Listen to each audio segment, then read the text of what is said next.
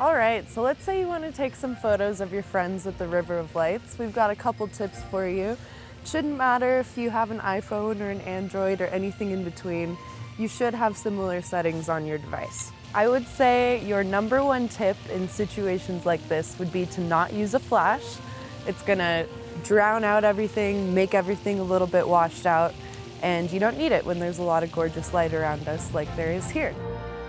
So in a circumstance like this, we have really pretty nice lights bouncing off of their face. This is an easy one, but it's still helpful sometimes to go into portrait mode.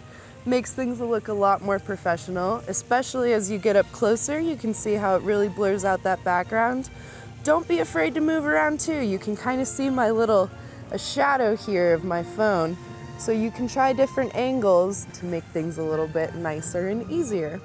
Use nature or use other elements that are around you to make a more interesting composition. I always, instead of liking to shoot straight on, I like to go to the side a little bit. It gives them a little bit more of a dynamic view and makes your pictures look a little bit more professional. Also try to pay attention to what's in the background. So here we've got a big old light post. So I'm gonna have them step to their left a little bit.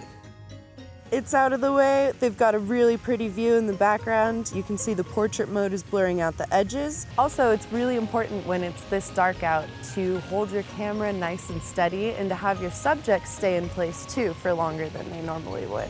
I'm gonna turn the exposure down just a tiny bit so we can really play with those lights in the background. Take a picture. We'll do one more with the exposure up so you can see the difference.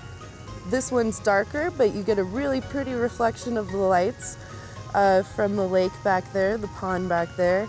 This one is a little bit brighter, but it still gives you a really nice holiday feel, and you can see the lights bouncing off the trees in the back better. Don't be afraid to go in, edit your picture.